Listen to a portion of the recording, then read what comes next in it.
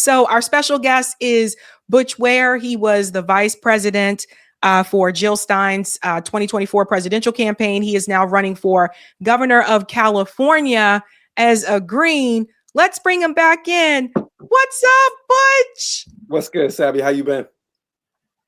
Been good. How are you?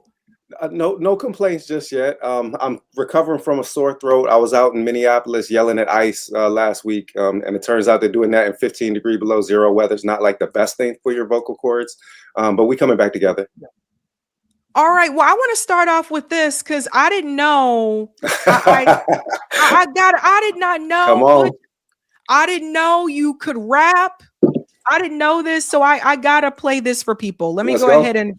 So, guys, Butch created a music video for like his campaign, and he's rapping. And I just thought this was so good. So I'm gonna play this. They not like us. Beware, freestyle, ready, aim, bust. About to pop out and show them on God, it's a promise. Yeah, I'm coming for Trump. Fascists get demolished, Republican and Democrat. I drone strike like Obama at a Yemeni wedding. Double tapping the drama for Team Blue and Team Red. It's about to get drastic, blacked out and redacted like your Epstein files. Nasty, freaky, and tragic. Your politics are disgusting, and we gotta get past it. Pass the mic, watch me blast it like Nas on your matic. Got a manic, frantic, scrambling in the day's panic. You know they can't stand it. Body all in a verse. Handle light work first. Eric Swalwell, all hell, back up the hearse. Eric Swalwell for Israel and Cape for the cops. Wrote a thank you note to Ice Kid, I kid you not. He dropped draws for APAC. Me, I rep Tupac. And the Panthers like a Fanny Good and plenty. Catching many. Katie Porter up next. Hershey beat up her ex. And she screamed at her staff. Power storm off the set. They want you drowning in debt. I get free healthcare in college. Lay it down as a bet. Professor Ware dropping knowledge. Dropping housing costs. And show them who the boss. Power back to the people. Everyone free and equal. They care and buses too. We taking care of you. Not the billionaires and Zionists that run Team Blue and Team Red alike. It's time to pass the mic and let a real opposition party into the fight. That brings us back to Team Red. Them fascists want us all dead. I'm gunning straight for the top. The fish rots from the head. Stay Trump. I heard you like I'm young. You in them PDF files. Nigga, you must think we dumb. We ain't slow like you. And I know I struck a chord. A minor is the key because you grape them in their teens and your little maggots. Bianco and Hilton. They all the same to me. They want ice up in the streets, so we fighting back. Coalition on a mission. Asian, Black, and Latino. And all the working class gringos, brown and native peoples, and all the fuck who love freedom. We taking Cali back. They not like us. Step up, help me beat them. Butch, I had no idea. Are we having fun yet? I didn't know you could rap. I was like, oh my God, Butch raps. I mean, listen, I came up wanting to be one of two things, either a rapper or a baseball player. I ended up getting a baseball scholarship, but I had a demo tape when I was 19 years old. I got in an argument with my studio engineer. He pulled a gun on me when we were working on the demo, and I just decided to take a break from music for a while. And next thing I knew, I had a PhD, and I was, doing all of the things that I've been doing ever since then. But I never gave up the love for music. And so when we were sitting down with the team, talking about how we can break through the mainstream media, silencing of us, we're like, we got to create some virality. And I'm like, let me spit. I'll just do a diss track. It'll be the first ever political ad in the form of a diss track. I thought it was I think it's genius. I think it's such a great idea. I was like, nobody is doing this. Like nobody. Well, first of all, they could never. I mean, there's no way that any of these other people in the political domain, I heard Mamdani, has bars, and I would love, we could have an East Coast, West Coast beef between me and Mamdani on some rap stuff. But I mean, other than that, I don't think anybody could even try to do it.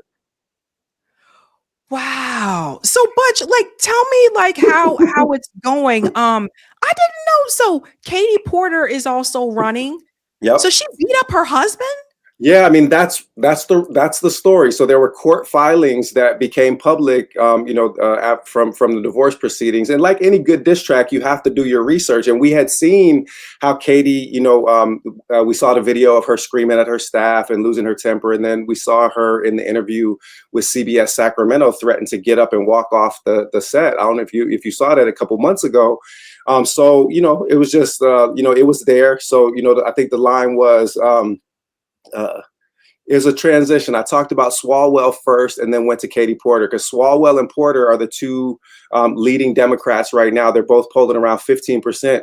We've actually gotten up to 5% in one of these polls, which is 5 times where Mamdani was in February before his primary. And I just want people to understand, we don't need to get to 50%. We need to get to top 2 in the primary, which is going to be about 15 to 17%. So we're a third of the way there. And I just figured I'd just go for their chins, go after Swalwell and Katie Porter first. So the bar was body y'all in a verse, handle light work first. Eric Swalwell, all hell, back up the hearse. Eric swallow well for Israel and cape for the cops. He wrote a thank you note to Ice Kid, I kid you not. He dropped draws for APAC, me I rep Tupac, and the Panthers like a Fenny, good and plenty, catching many. Katie Porter up next. Hershey beat up her ex, and she screamed at her staff, pout and storm off the set. They want you drowning in debt. We'll get free healthcare in college. Lay it down, it's a bet. Professor Ware dropping knowledge. I just didn't know Katie. I didn't know Katie was throwing bows like that, but I guess here we are. But no, this is real. That's really good news, Butch. What has it been like so far? Because I know it seems like Gavin Newsom is probably going to try to run for president. Mm-hmm. How are people feeling in California? It's one of the most expensive states to live in right now. I mean, the affordability crisis is crushing people. And I released, another campaign ad today. I mean, they're not all raps. So this one was just a conventional campaign ad about housing first as a basic policy platform, for the campaign. And the idea is, listen, nobody gets seconds until everybody eats except for housing. So we are going to tax all of these private equity firms that have all of these vacant properties that are making it so people can't afford to live here. Because the reality is, like the cost of living crisis in the state of California is similar to that in New York, is really rooted in inflationary housing costs. And until we get private equity out, we're not going to be able to make it a place that people can afford. And it's crazy because right now, like in the city of San Francisco, there are 14 vacant properties for every homeless person that's sleeping on the street. Shahid Buttar, he came on a while back when he was running against Nancy Pelosi, and he was saying the same thing. He said, we do have housing. Yep. It's just like people can't afford it. Yeah, that's wild, man. And I can bet now, especially since in San Francisco right now, the Super Bowl is going to be there this weekend. Yep. So I imagine everything probably increased for the weekend. Everything's insanely expensive, but me being the counterculture revolutionary that I am, we actually organize a socialist Super Bowl party in the Bay this weekend. So I don't know if you even heard about this, but on Saturday the 7th, so the day before the Super Bowl, because on Super Bowl Sunday, we're going to be out doing the ICE protests with everybody else, that's in town. But on Saturday before the Super Bowl, so Roger Waters, like Pink Floyd himself, Roger Waters is going to be singing at a campaign fundraiser for us on Saturday, February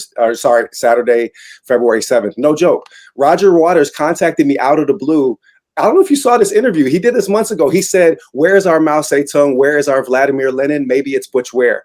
He said, will he be governor of California? I bloody well hope so. So Roger reached out to me and said, I want to do a benefit concert for your campaign. So Pink Floyd himself, Roger, is going to be singing on Saturday. Hey, listen, Sabby, catch a flight, man. We'll comp you everything that you can come in, you can cover the event. Because when I told Lauren Jarecki, who's, sang with Fifth Harmony, brilliant artist, like 12 million followers on Instagram, she said, I'll sing too. So she's coming through to sing. Sammy Obeid is doing a comedy set at the venue. Angelica Ross is flying in to do a speech. And then I'm going to give a talk to bring it all home. So we're doing like literally like this whole socialist Super Bowl party. We're calling it Revolutionary Rally Butch Ware for Cali. That's the event. That is awesome, Butch. Holy smokes, man. You've really taken off. Like you really have. We just had Anthony Aguilar was on here earlier tonight. There's like a wave of green candidates right now. Green wave. Anthony, Greg Stoker. Yeah. And I mean, the reality is that there's never been a better time for people to get off of the duopoly plantation. I saw recent numbers. My team gave them to me that The latest numbers are that 47% of Americans now identify themselves politically as independents, and that's down to like 25% Democrat, 25% Republican. Like, people are starting to realize that these two corporate parties, they not like us. And like, that was literally the argument of the piece, is that they work for the ruling class, and we need a party that's for the working class. We need candidates that are for the working class. So that's really the argument of the piece. And I wanted to make it clear that, like, we're coming for, you know, for blue genociders and red fascists alike. And we're trying to give like the people an alternative that isn't bought and paid for by pedophile genocide money. No, it's just like, you're doing such a great job, Butch. You really are. And California is one of the states. I look at this report once a year. It's the out of reach cost of living report. Yep. And California is one of those states where people are kind of fleeing in droves because of the cost of living there. And it's crazy. But I think people just, I mean, what do people have to lose? Because, I mean, are there Republicans running in California? There's two. They were at the very end of the verse. And I said, and your little maggots, Bianco and Hilton, they all the same to me. They want ice up in the streets. They're just little maggots. They're little versions of Donald Trump. One of them was a sheriff in one of the inland counties where he was known for racially profiling and abusing people of color, especially Mexican Americans. And Hilton is like, he's like a real life Austin Powers character. He's a British guy that wants to be the governor. Like, he's basically like Dr. Evil, bald headed British dude with, that doesn't think things through very well. So they're really lousy candidates across the board. No candidate has been able to lock down like significant position in the poll. And they've done everything that they can to keep me out of the large candidate debates, because the first debates that took place during the summer, I was involved in all of those, and they were such bloodbaths for the Democrats. Like, for example, the SEIU Local 1000, there was 1,000 people in a room, 3.5 hour debate. When they closed the door and held the vote, I won hands down. We had people in the room that were there for the head count. And literally they had to say, we know that Butch won the debate. Outside of that, what did you want to talk about or ask about? Like, and so from that point on, they've been doing everything they can to keep me out of the forums. But the good news is that the big main televised debate right before the election, this is happening April 28th, CBS Sacramento is carrying it, and it's running throughout the state. We've already been invited to that. So they're going to do everything that they can, to block our shine, but we're not falling for the shine blockers. We are going to pierce through. We're going to keep coming with this messaging, and we'll get creative about it if we have to. If I got to spit, a new freestyle every week just to break the algorithm, to get out of the algo ghetto, then we'll do what we got to do. Well, it's really interesting because, for all the spoiler talk, right? I'm trying to get people out of that way of thinking. Oh no, if I vote third party, then I'm voting for a spoiler. But in the case of California, I mean, like you said, there's two Republican candidates. They're not gonna, no. It's California. So this is the time for people to really, for all the people who said, well, I wanted to vote for Jill Stein, but I didn't want to be a spoiler, even though that's not even how elections work, because Jill Stein didn't receive any electoral college votes. I need people to understand how elections actually work. But the thing is that there's no excuse for California. It's the perfect storm. So here's why it's the perfect storm. So there are more registered independents in the state of California than there are registered Republicans. So that they are very vulnerable to an attack from the left. And it's a jungle primary. So it's the top two advance irrespective of party. So if we get to say the second place position, and it's me against Eric Swallowell, Eric Swallowell for Israel. If it's me against, Gavin Newsom Jr., which is all Eric is, he's a AIPAC taking pro-cop ICE agent, right? If it's me versus him and there's no Republican in the race, where is their lesser of two evils arguments? What are they going to say? And what I've been telling people is, listen, even if you don't believe that I can beat them, which would you rather have?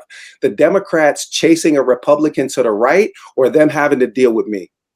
And constantly bringing a working class agenda that is about collective liberation into our national politics. What I already know is that if we're able to get to the second place position on June 2nd, 2026, 6226, that the duopoly breaks that day, because there's actually no scenario in which either of the duopoly parties can survive me in a final. If a Republican somehow sneaks through, I'm going to take all of that Democrat vote and destroy that Republican. If it's me versus Team Blue, then all of those independent and Republican leaning voters, I don't know if people understand this. More people were leaving Team Red to vote green in 2024 than left Team Blue to vote green. The last two polls that came out before the elections indicated this. And because people hear me banging on the Dems for their corruption and for what Gavin Newsom is, and a lot of these Republican voters, to be perfectly honest, yes, some of them are MAGA, some of them are KKK types, but a bunch of them just don't see the difference between blue criminals and red criminals, and all other things being equal would rather pay lower taxes, literally. And so if they see somebody that isn't attached to the Democrat establishment, they're happy to vote for a candidate that's not from inside that corrupt Democrat structure. So the point is if we are able to break through to 15 to 18% on June 2nd, they're dead. And just imagine what it would be like to get the third largest economy in the world out of corporate control. It means we're bringing universal health care. It means we're bringing housing first. It means we're protecting human rights, everybody's human rights. And it means ICE abolition, because I'm not complying with any unconstitutional federal orders. ICE is going to have to go through every lawyer and law enforcement officer in the state of California before they touch a hair on the head of any California resident when I'm in the governor's mansion. Well, so you're talking to everybody then. Everybody. We're not leaving any votes on the table. And we have built a political infrastructure from San Diego in the south through Humboldt County in the north, in rural areas, Inland Empire, Central Valley, because I'm not a Democrat. I don't believe that you should just leave white working class voters in the lurch and not give them any messaging. It was actually in the song too. It was So we fighting back, coalition on a mission, Asian, Black, and Latino, and all my working class gringos, brown and native peoples, and all the folk who love freedom. We taking Cali back. They not like us. Step up, help me beat them. We are building a coalition that hasn't existed before in politics, because I'm not a candidate that's existed before in electoral politics. Wow, this is I think that's such a great idea. Again, I feel like the Democratic Party, they sold out a long time ago. There was a question for you about the bill. Thank you, Kevin. Butch, do you support the billionaire bill that the unions have put together to combat the cuts to healthcare? And we got you here in Oakland, homie. Yeah, I mean, home of the Panthers. So we already know what it is. And we'll be, by the way, in Oakland tomorrow evening at First Friday. So come on out. And then our event is going to be in San Leandro on Saturday. I go even further than the contemporary union bill. So my position is wealth tax on the billionaires, and then also a 2% income tax increase, not just the wealth tax, but the income tax increase on the billionaires. There are 186 billionaires in the state of California. If you increase their income tax by 2%, nobody in the state of California that makes $100K or less would pay a penny in state taxes. Wow. Right? Because it doesn't make sense that we have 186 billionaires in this state and 187,000 people sleep on the streets every night. That cannot stand. You hear these Democrats talking about, well, California is the fourth largest economy. First of all, they're wrong. If you separated the states into 50 independent republics, California would be the third largest economy behind China and Germany. It goes China, Germany, California. That's the order, right? Except what they always leave out of the equation is that California is also the highest state with respect to wealth inequality. A recent study showed that California has poverty levels that are equal to those of Louisiana. So look at this disparity. We cannot persist in this state, right? So there are 9 families in Silicon Valley that control $683 billion of wealth. And I was doing food distribution at homeless encampments in San Jose within miles of where these, billionaires live. It can't persist. So it's not about the fake culture war that the Democrats and Republicans have been trying to stage between so-called left and so-called right, because we know both of those are right-wing parties. You know, like that's not even that's not a real distinction. Instead, it's just about the top versus bottom. It's about, you know, kitchen table, working class coalition that is going to get the power back to the people. Yeah, I was going to say, we did a millionaire tax here in Massachusetts, and that went towards some infrastructure issues, but also giving every kid free breakfast and free lunch at public schools. And there was uproar before it happened, like, because it was a ballot measure, and there was uproar, and they were like, all the rich people were going to leave, and I was like, you guys aren't going anywhere. So yeah, but it passed. I mean, Yep. That's like a big thing. I think a lot of times, because we both live in ballot measure states, like California is a ballot measure state as well. I think a lot of times that's why I tell people don't stay home.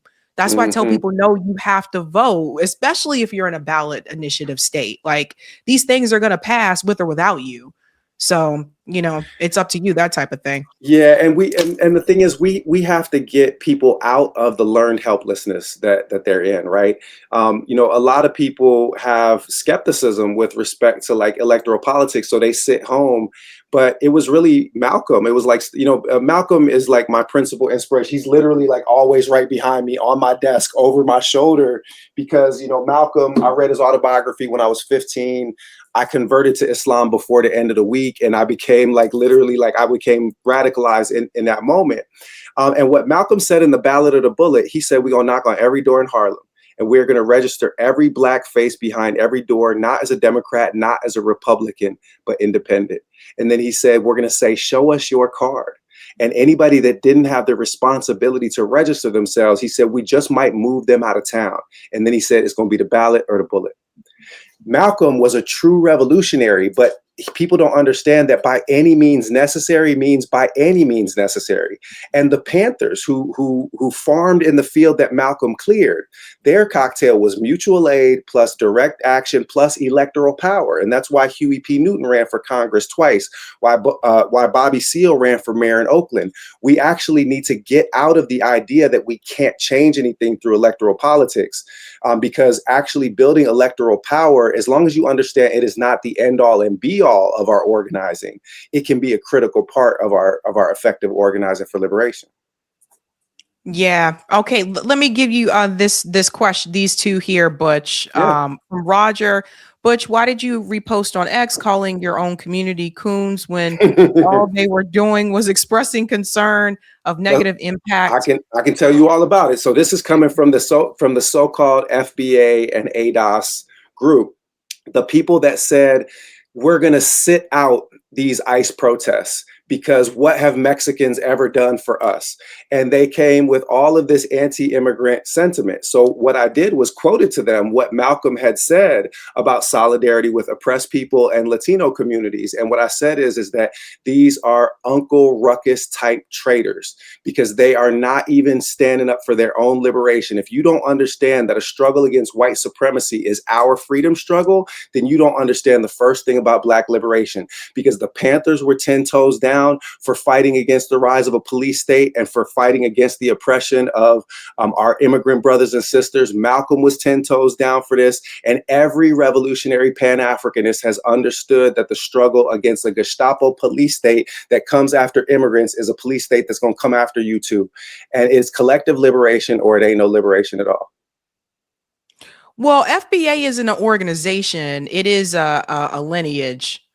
I mean, technically, like, I'm FBA too. I'm FBA also. My family goes back to my family goes back to Ware County, Georgia. But what I'm saying is some people that rep FBA essentially think of Blackness as exclusionary, and we're basically arguing, yeah, let them come take Jamaican immigrants. Let them come after Somalis. Let them come after Mexican Americans. I have been 10 toes down for reparations for foundational Black Americans for decades, and the Green Party has stood on that, and we will continue to stand on that. But that does not obviate the need for us to struggle for collective liberation, because I'm also a revolutionary Pan-Africanist. Those teachers of ours told us to struggle against white supremacy in all its forms. And for those people, especially those that want to fall for the divide and conquer techniques, frankly, of those who would seek to divide Black communities.